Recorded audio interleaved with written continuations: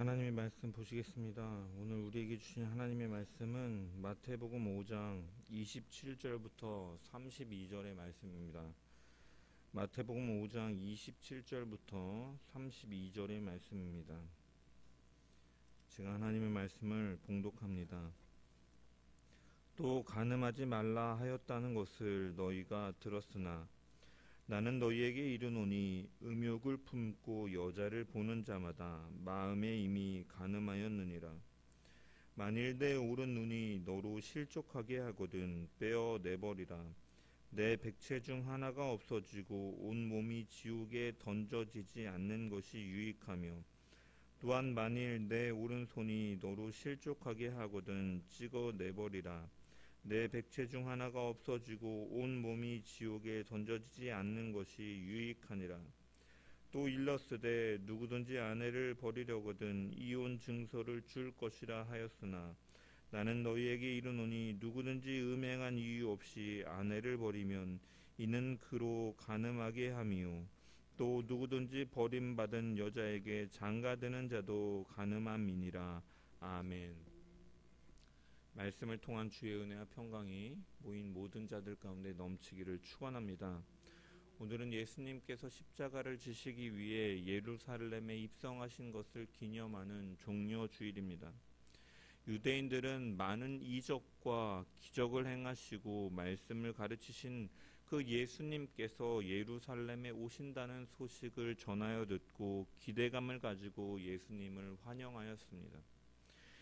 예수님을 자신들이 당하고 있는 로마의 압제 가운데 해방시킬 왕으로서 메시아로서 그들은 여겼기 때문입니다. 그래서 예수님이 예루살렘에 입성하실 때 왕이나 장군이 지날 때 그를 높이는 행위인 겉옷을 벗어 길에 깔고 기쁨과 승리를 상징하는 종려나무 가지를 흔들며 호산나 호산나 외치면서 자신들을 구원하소서라고 말하였던 것이죠. 하지만 예수님께서는 그들의 기대와 다르게 나귀 새끼를 타심으로 겸손의 왕으로 평화의 왕으로 십자가를 지시기 위해 순종함으로 나아가셨던 것입니다. 스가랴 선지자의 예언과 같이 그는 공의로우시며 구원을 베푸시며 겸손하셔서 나귀를 타시나니 나귀의 작은 것 곧 나귀 새끼니라. 그 말씀의 예언을 성취하시기 위해 하나님의 의를 이루기 위해 이 땅 가운데 가장 낮은 모습으로 죄로 인하여 비천한 죄인들과 함께 하시기 위하여 주님은 그 자리로 오신 것이죠.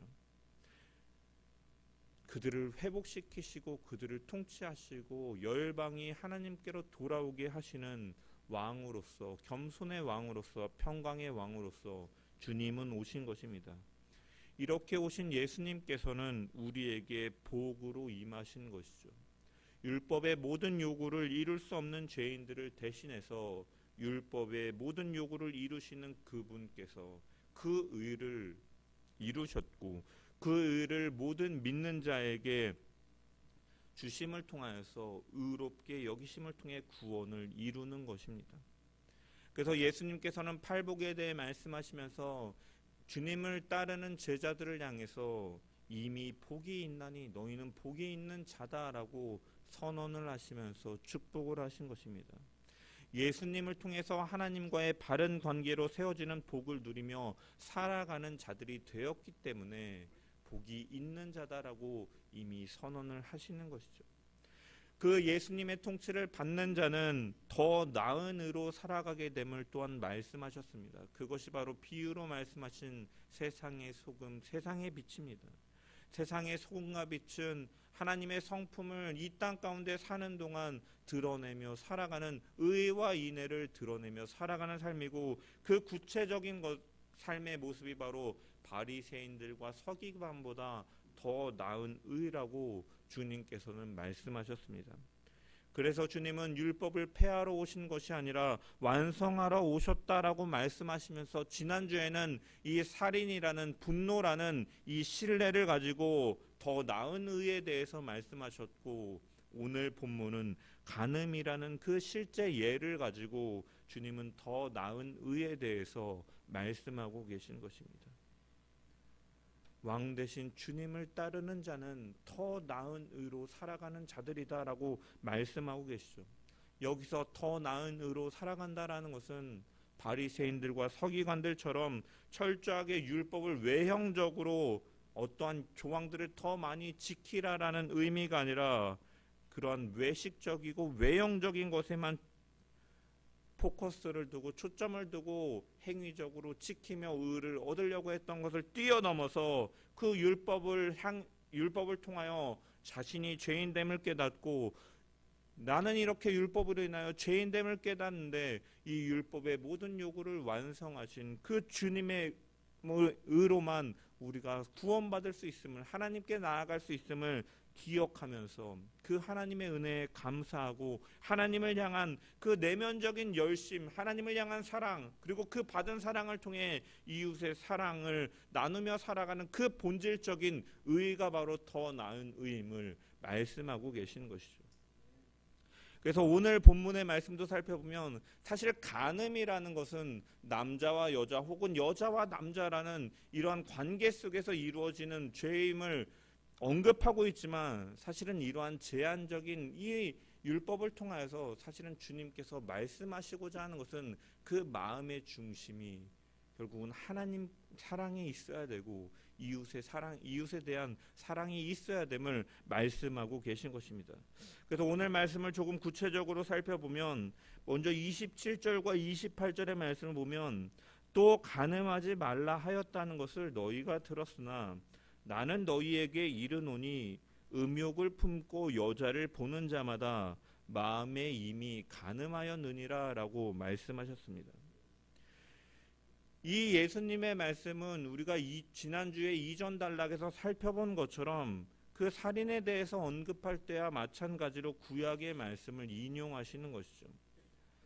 옛사람에게 말한 바 너희가 들었으나 라는 이 말에서 옛사람에게 라는 부분은 빠져 있긴 하지만 뭐뭐 하지 말라 하였다는 것을 너희가 들었으나 라는 이러한 동일한 관용적인 표현을 통해 당시 사람들에게 매우 익숙했던 그 계명을 주님께서는 언급하고 계신다라는 것을 나타내고 있는 거죠. 그리고 그 계명은 바로 하나님께서 주신 10계명 가운데 7계명 간음하지 말라라는 계명을 주님께서는 다시금 재정립하며 그 본질적인 의미에 대해서 말씀하고 계신 것입니다. 구약의 율법에 따르면 자기 배우자 외에 다른 사람과 관계를 가져서는 안 되는 것이었죠. 그래서 이 계명에 대해서 당시 사람들은 간음하지 말라라는 율법을 이제 그 행위의 결과로만 받아들이고 해석해 왔습니다. 즉 간음하는 행동만 없으면 괜찮다라고 생각하며 살아왔던 것이죠. 실제적인 관계를 맺지 않으면 괜찮다라고 생각했던 것입니다.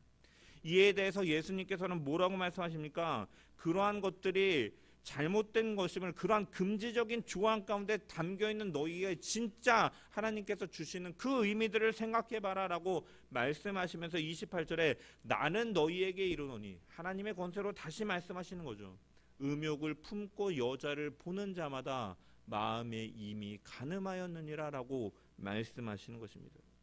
즉 모세는 그 지켜져야 할 테두리, 그 행동에 대해서 최후 마지노선을 언급했다면 주님께서는 그 시작, 그 간음이 이루어지는 시작과 뿌리에 관심을 두시고 말씀하고 계시는 것이죠. 하나님이 백성이 마지막에 넘어가지 말아야 될 경계선 최소한을 말씀하시는 것이 아니라 아예 그 경계선을 넘어가지 않고 오히려 율법의 요구를 차고 넘치는 생명에 대해서 말씀하고 계시는 것입니다. 오늘 본문을 이 유진 피터슨이 기록한 메시지 성경으로 보면은 이렇게 기록되어 있습니다. 너희는 남의 배우자와 동침하지 말라라는 계명도 아주 잘 알고 있다. 그러나 단순히 동침하지 않는다고 해서 너희의 덕을 지켰다고 생각하지 마라. 너희 마음은 너희 몸보다 훨씬 빨리 정욕으로 더럽혀질 수 있다. 아무도 모를 것 같은 곁눈질도 너희를 더럽힌다. 이 말씀에서 자유로운 사람이 얼마나 되겠습니까? 예쁜 여자가 지나가는데 한 번이라도 힐끗 보지 않은 남자 성도님들 계십니까? 다들 고개를 숙이시네요. 눈이 마주치면 인정 아닌 것 같으니까. 네. 여성분들도 마찬가지죠. TV에서 나오는 그 멋진 연예인들을 보면서 그 연예인들에게 마음이 간 적 없으십니까? 네. 없다고요? 네, 있죠. 연세가 있으신 분들 요즘에 그렇게 임미영 씨를 좋아한다고 하는데, 그래서 그 나이가 많으신 그 여성분들이 하시는 식당에 가보면 임영 사진이 관계도 없는데 벽에 막 이렇게 붙어 있는 것을 요즘에 흔하게 보게 됩니다. 사실 우리 모두가 그렇죠. 그래서 이러한 인간은 기본적으로 이러한 본능이 있습니다. 일전에 그 TV 카메라 같은 곳에서, 이 관찰 카메라 같은 곳에서 이제 여자친구 혹은 아내와 함께 있는 남자 앞으로 미녀가 지나가게 되면 그 남성은 어떤 반응을 보일까, 이것을 관찰하는 그 관찰 카메라가 있었습니다. 그래서 여자가 지나가니까 남자들이 순간 그 눈동자가 이렇게 싹 갔다가, 고개는 채 못 돌리더라도 눈을 갔다가 본능적으로 갔다가 돌아오면서 여자를 옆에 있는 아내를 쳐다보거나, 여자친구를 쳐다보는 이러한 모습들이 나오는 것을 보았어요. 여러분, 이것은요 나이가 젊은 그 청년들만, 남자들만 그런 게 아니라 지나가니까, 레이싱 모델이 지나가니까 어린애들도 쳐다보고 나이가 많으신, 연세가 많으신 어르신들도 한 번 보고 또 뒤돌아서서 한 번 더 보는 그러한 모습들이 나타나는 것을 보았습니다. 그래서 이 사실을 가지고 이제 짓궂은 그러한 그 프로그램 기획자들은 이제 그런 것을 일부러 노려가지고 그 상황을, 이제 남자친구가 힐끗 보는 것을 여자친구가 알음을 통해서 그 아내나 그 여자친구에게 혼쭐이 나는 몰래카메라를, 이러한 것들을 기획하기도 하는 것을 보게 됩니다. 사실은 남자뿐만이 아니라 그 훤칠한 남성이 지나가니까, 여성들도 굉장히 몸이 좋은 남성이 이렇게 딱 지나가니까 이렇게 막 힐끗힐끗 보는 여성들의 모습도 보았습니다. 여러분, 사실은 이처럼 예쁜 것이나 아름다운 것에 우리가 시선을 뺏기는 것은 자연스러운 것입니다. 예수님께서도 이성에 대한 그 자연스러운 아름다움과 그 자연스러운 관심에 대해서 지금 예수님께서 지적하시면서 죄라고 말씀하고 계시는 것이 아닙니다. 이 본문에서 말씀하신 이 여자는 이 헬라어 귀네라는 단어인데, 일반적으로 장성한 여인 혹은 아내를 가리키는 단어입니다. 하지만 또한 어떠한 성적인 매력이 있는 여성을 가리킬 때 이 단어를 사용하기도 하는 것이죠.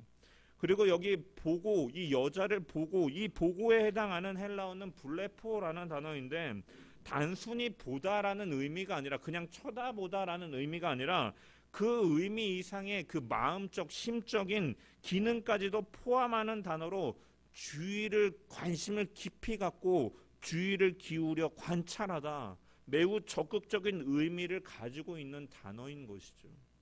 즉, 여자를 소유하기 위해 마음을 가지고 응시하는 그 태도를 주님은 가리키고 계신 것입니다.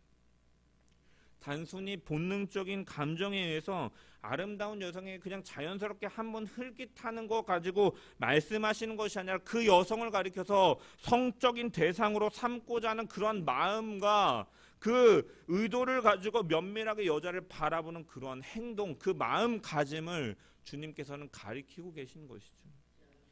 이런 것에 대해서 주님은 비록 그것이 행동으로 나타나지 않았다 할지라도 주님께서는 그것은 간음하였다라고, 그것은 죄라고 말씀하고 계신 것입니다. 여러분, 그렇다면 이것이 왜 죄일까? 마음으로 음욕을 품는다라는 것은 여러분 어떠한 의미입니까? 사실은 그 사람이 어떠한 사람인지 그 사람의 인격과는 관계없을 때가 많이 있죠. 그냥 외형적으로, 성적으로 어떠한 그 욕구의 대상으로 여김을 통해서 마음을 품는 것을 가리키는 것입니다. 그 사람을 가리킬 때 인격적으로 관계를 맺고 교제를 맺고 아름다운 언약 속에서 그러한 관계가 이루어지는 것이 아니라, 외형적으로 그냥 자신의 정욕과 욕심에 의해서 끌려가는, 인격과 구분되어서 그냥 단순의 욕망 속에서 그 사람을 대하는 것을 가리키는 것을 의미하는 것입니다. 여러분, 하나님께서는 사람을 만드실 때, 제가 계속해서 말씀드리지만, 하나님은 하나님의 모양과 형상대로 사람을 지으셨고 창조하셨고 하나님과 교제하는 존재로 만드셨는데 그 인간을 바라볼 때 그저 그 인격은 무시한 채 그저 자신의 욕망만을 가지고 그를 대하면서 그저 자신의 정욕을 챙기기 위해서 그러한 마음가짐을 가지는 것 자체는 하나님께서 창조하신 그 대상을 절하시키는 것이고 하나님께서 만드신 창조 질서를 인정하지 않는 것과 같은 것이기 때문에 주님은 그것에 대해 죄라고 말씀하고 계신 것입니다. 여러분, 성은 무엇보다도 사랑을 위하여 창조된 것이죠. 하나님께서는 사람이 혼자 있는 것이 보기 좋지 아니함을 아시고 아담을 잠들게 하신 후에 아담의 옆에서 측면에서 갈빗대 하나를 취하고 그것으로 여자를 만드셨습니다. 잠시 후에 깨어난 아담은 그렇게 동산의 모든 짐승들과 모든 생물들을 다 이름을 붙이기에 보았을 때도 감흥이 없던 아담은 하나님께서 만드시고 그를 위하여 예비하신 하와를 몸을 통해서 내 뼈 중에 뼈요 내 살 중에 살이라 하면서 고백하며 사랑에 빠지고 그 이후에 그러한 성적인 관계들이 이루어지는 것이죠. 하나님께서는 심히 기뻐하시면서 생육하고 번성하여 땅을 충만하라 땅을 정복하라 모든 생물을 다스리라라고 말씀하시면서 복을 주신 것입니다. 이처럼 성이라는 것은 결혼이 전제되어 있는 것이죠. 하나님께서 예비하시고 언약 가운데 맺어지는 그 성은 그 안에서 아름다운 것으로 이루어져야 되는 것인데 그렇지 않게 될 때 그것은 죄다라는 거예요. 성 자체가 어떻게 보면 불의하고 죄가 아니라 그것이 그 용도의 밖에서 벗어나서 사용될 때 그것이 죄라는 것이죠. 그런데 여러분 오늘날 어떻습니까? 오늘날의 성은 너무나 상품화되어 있죠. 성이 상품화되었다라는 것은요, 아까도 말씀드렸다시피 성과 인격이 분리되는 것을 당연히 여기기 시작했다라는 것이에요.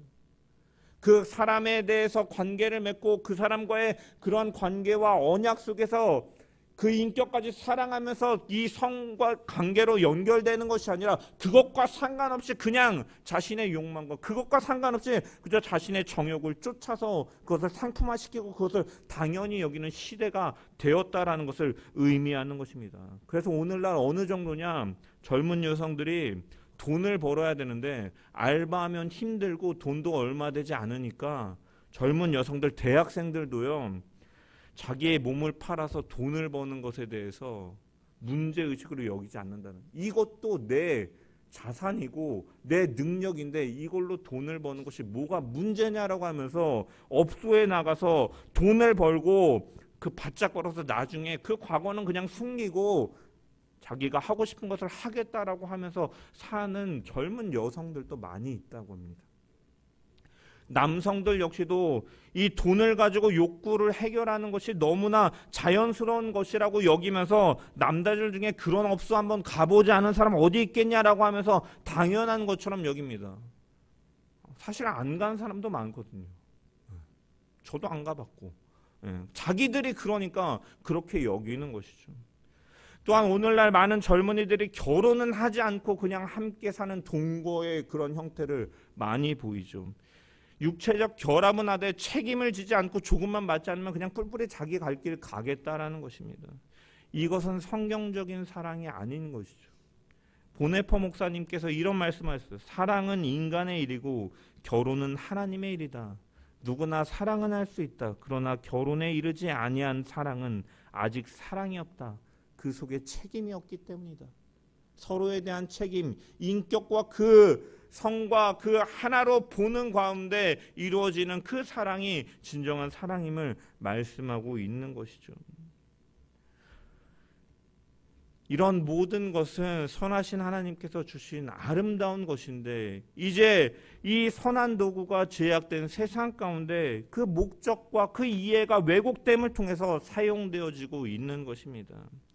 성과 언약이 분리되지 않고 성과 인격이 분리되지 않도록 하나님은 복으로서 주신 것이지만 성을 인격이나 언약과 상관없이 쾌락이나 정욕과만 연결시켜서 그것을 누리려고 하는 그러한 욕구에 대해서 하나님은 분명한 죄라고 말씀하고 계신 것이죠.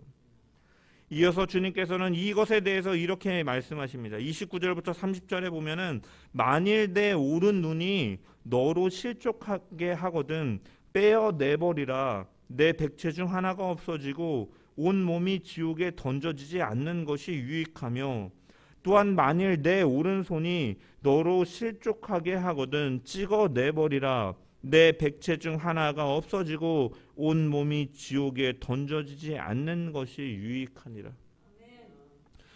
예수님께서는 이 말씀을 비유적으로 하신 것이지 실제로 네 눈을 뽑아버려라, 네 손을 잘라버려라 라고 말씀하신 것이 실제로 실천하라고 말씀하신 것이 아니죠. 실제로 눈먼 맹인도 음욕을 품을 수는 있습니다. 눈을 뽑아버려도 음욕을 품을 수가 있는 거죠. 따라서 예수님께서는 사실 강조법으로 이렇게 말씀하신 것이고 이렇게 강력하게 두 번에 걸쳐 말씀하시는 것은 우리의 영혼을 하나님으로부터 멀어지게 하는 죄가 있다면 그것을 이렇게 정말 내 백체 중에 하나라 할지라도 소중한 것이라 할지라도 끊어버리는 것이 우리에게 차라리 그게 더 유익하다라고 강조의 표현으로 말씀하고 계시는 것입니다. 우리가 29절 30절 읽은 것처럼 똑같은 동일한 이러한 내용들로 주님께서는 말씀하시면서 강조하시며 오른 눈이 너를 실족하게 하거든 오른손이 너를 실족하게 하거든 빼어버려라 내버려라 라고 말씀하십니다. 여러분이 이 오른이라고 번역된 말은요 왼쪽과 대조되는 오른쪽이라는 의미도 있지만 성경에서 이 오른쪽이라는 의미가 또한 신뢰와 권능을 상징하는 용어로 사용되어지기도 합니다. 그래서 주님께서 부활 승천하신 이후에 하나님 보좌 우편에 앉으셨다라는 것은 공간적으로 하나님 보좌 우편에 앉으셨다라는 것이 아니라 그 신뢰와 권능의 자리로 하나님과 함께 그 권능의 자리에 오르셨다라고 말씀하고 계시는 것이죠. 따라서 여기서 오른손이 오른 눈이라는 것 자체는 그 오른 눈, 오른손 그 직접적인 것을 가리킨다라기보다는 그만큼 유용하고 신뢰하고 그만큼 능력이 있는 즉 나에게 어떠한 가치가 있고 아무리 사용하기 좋은 유용한 것이라 할지라도 그것이 범죄의 토구가 되고 하나님으로부터 멀어지게 되는 것이 된다면 너는 과감히 희생하겠다라는 각오를 가지라라는 주님의 말씀인 것이죠. 종교개혁자 마틴 루터는 이런 말을 했습니다. 새가 머리로 날아가는 것을 막을 수는 없지만 머리에 둥지를 트는 것은 막아야 된다. 여러분 이것은 무슨 말입니까? 나쁜 생각이 스쳐 지나가는 것까지는 우리가 완벽히 막을 수는 없지만 우리는 연약하기 때문에 막을 수 없지만 그것이 내게 자리 잡지 않도록 늘 주님을 의지하는 가운데 절제하고 그것을 제거하는 그러한 노력을 우리의 삶 가운데 가져야 됨을 말씀하고 있는 것이죠. 여기 빼어버려라 내버려라 라고 말씀하시는 것은 직역해보면 너는 그것을 빼어라 너는 너로부터 버려라 라는 뜻입니다. 한글 성경은 빼어내버려라 라고 이렇게 두 단어로 말하고 있지만 원어로 보면 6가지 단어가 사용돼서 매우 구체적으로 너는 빼어서 너는 버려라 라고 이렇게 구체적으로 문장으로 말씀하고 계신 것이죠. 또한 사용된 명령은 이 빼어와 내버려라는 이 단어를 보면은 이 부정과거 능동형으로 기록되어 있어서 지체하지 않고 이미 과거형으로 기록돼서 실행에 옮겨라라는 강력한 명령인 것이에요. 이처럼 우리에게 자신을 그리스도에게 멀게 하는 그러한 유혹과 습관 혹은 본성이 있다면 자신으로부터 철저하게 분리하고 거룩함을 이루기 위해서 끊임없이 노력하라는 의미에서 주님께서는 29절에서 30절까지 말씀하고 계신 것입니다.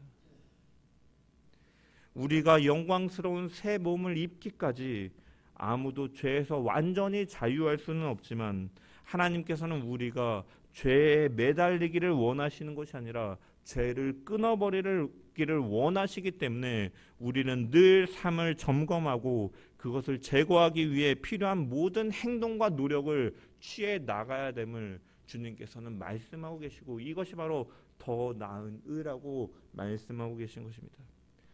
여러분, 하나님께서 율법을 폐하신 것이 아니라 완성하셨고, 하나님께서 말씀을 통해 율법을 통해 우리에게 주신 목적은, 우리에게 원하시는 것은 우리의 거룩인 것이죠.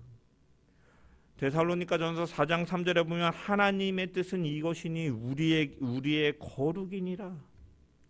하나님께서는 이 성이라는 것을 언약과 인격의 관계 속에서 주셨고, 이것을 지키는 것이 우리의 거룩이다라고 말씀하시는 것입니다.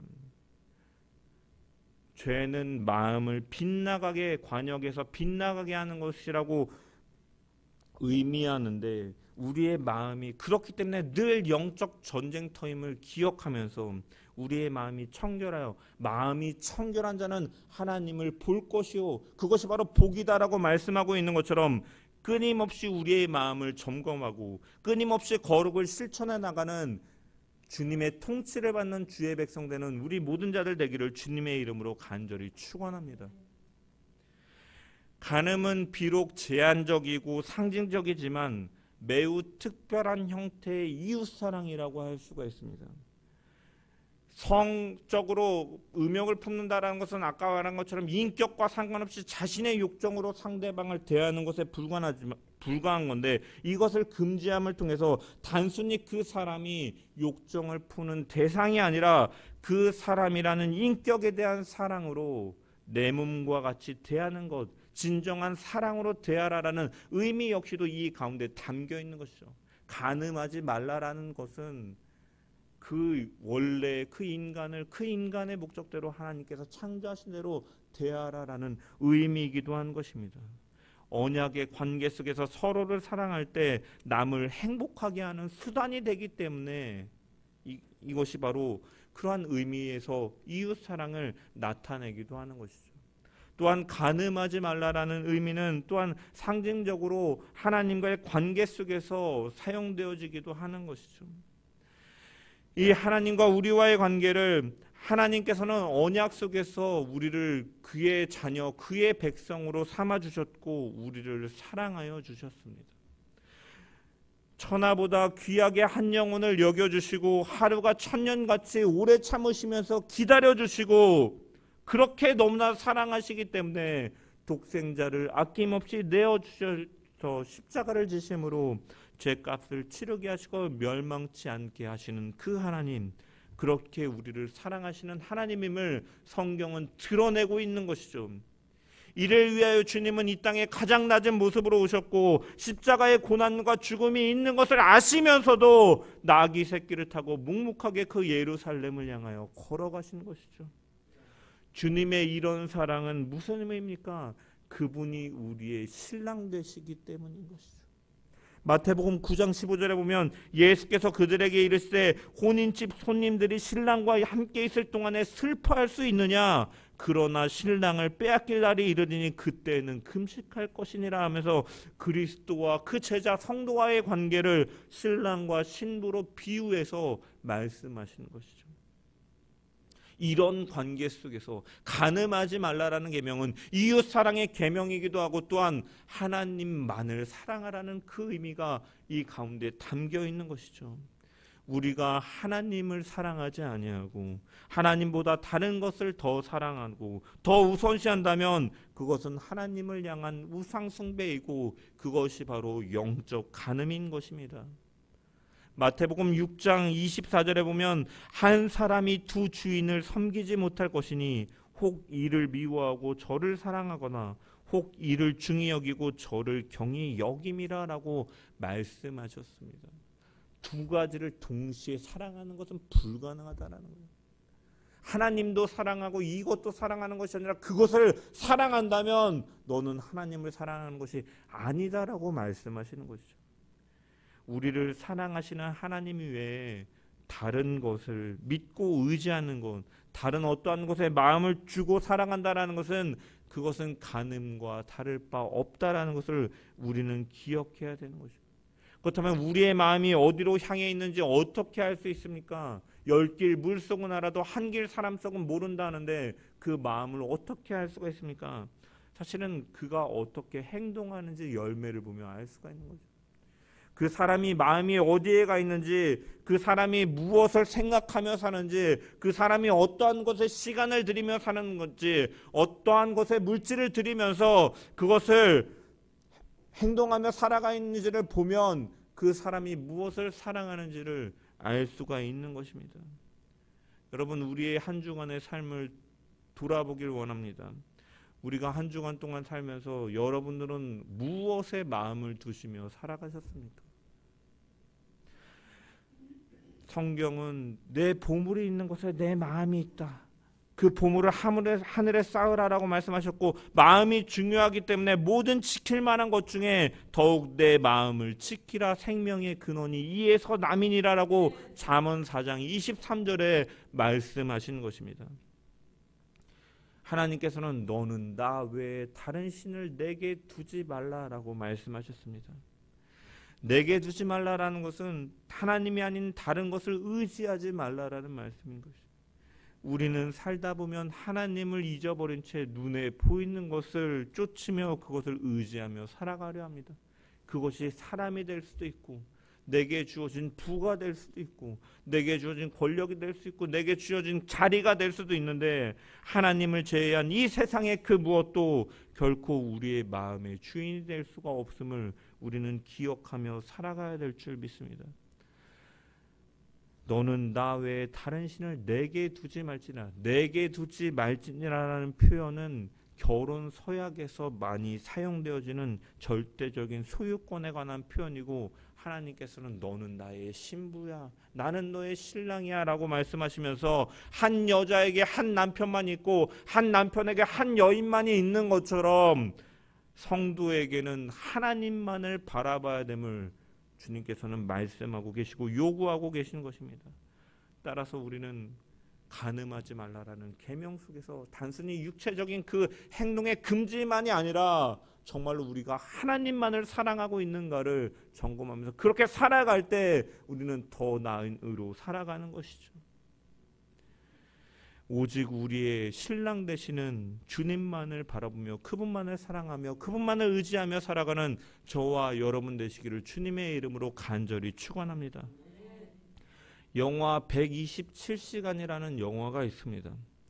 이 어떠한 영화냐면 조난당한 한 남자가 127시간 동안 사투를 다룬 실화를 영화로 만든 이야기입니다.